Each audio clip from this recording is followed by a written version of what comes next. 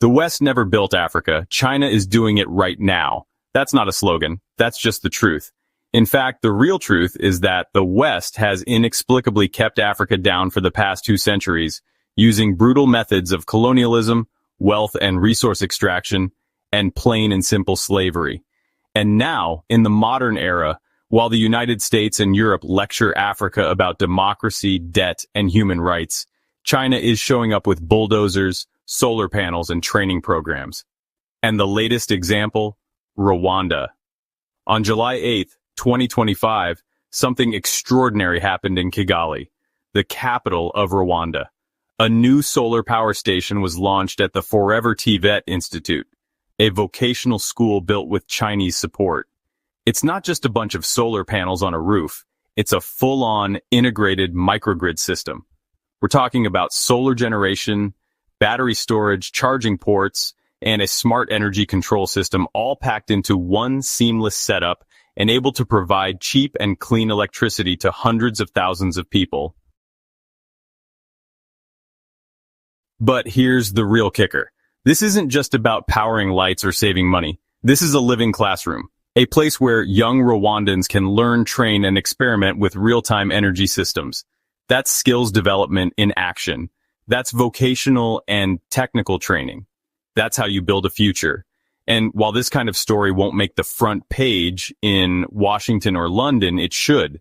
Because what's happening here isn't just about one school. It's part of a bigger, deeper shift in how Africa is choosing its partners. And let's be honest, who it trusts more. Now let's rewind for a second. Rwanda is a country that just 30 years ago was known around the world for one thing: tragedy. The 1994 genocide left the nation broken. More than 800,000 people were killed. The economy was shattered. Institutions collapsed. Infrastructure? Barely there. It was a backwater that had just been brutalized by ethnic and sectarian violence. But today, Rwanda is being called the Singapore of Africa. Some even say that its leader, President Paul Kagame, is similar to the late Lee Kuan Yew.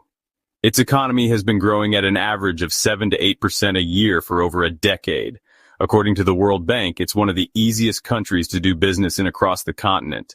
Poverty has dropped, education enrollment is up, healthcare access is better, and the capital, Kigali, is clean, organized, and full of development projects. None of this happened by accident. Rwanda made a choice: invest in people, technology, and infrastructure.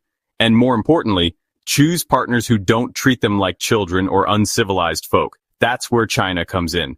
Unlike the West, which often attaches political strings to its aid, like elections, reforms, or vague promises of good governance, China builds roads, railways, schools, power stations, real physical development. The Forever TVET Institute is a perfect example.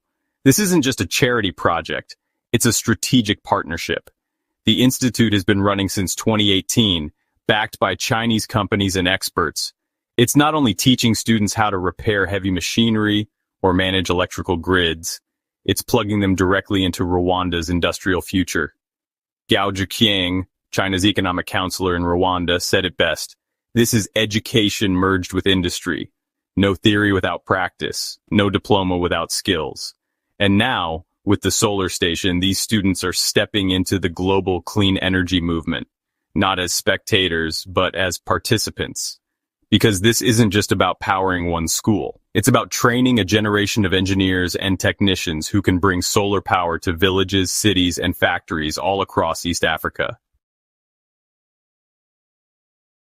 Let's talk tech for a second.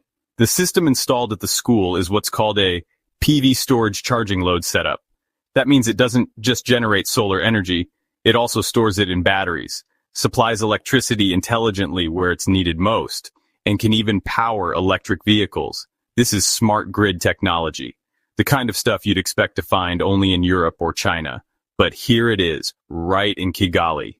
And the beauty of it? It's designed to be replicable. Once this model proves successful, it can be rolled out in other schools, hospitals, or government buildings. Not just in Rwanda, but across the continent. But here's the hard truth that Western media doesn't like to admit.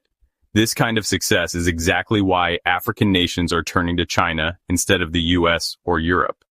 When the West thinks of Africa, it still sees a charity case, a continent that needs saving, not investing. Most Western aid comes in the form of grants that are swallowed by NGOs or consultancy firms, with very little reaching the ground. And let's not forget the arrogance. The constant lectures from European leaders about how African countries should run their democracies, manage their economies, or balance their budgets, while offering almost nothing in return except advice.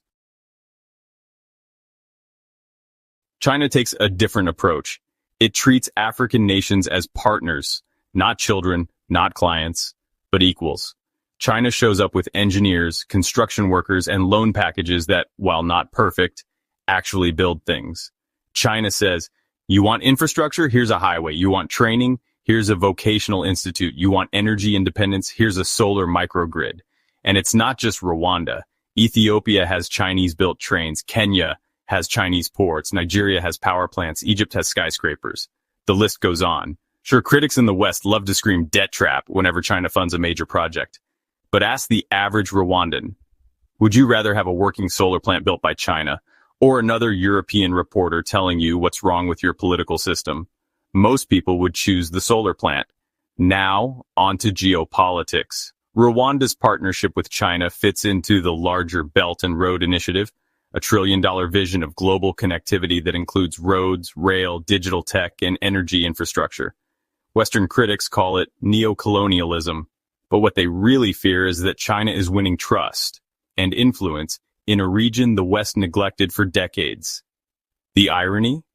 While Washington sends troops and drones to Africa in the name of security, Beijing sends technicians and fiber optic cables, and countries are noticing. Now look, no one is saying China is perfect. Every big power has its interests. But at least China's interests often align with what African countries actually need.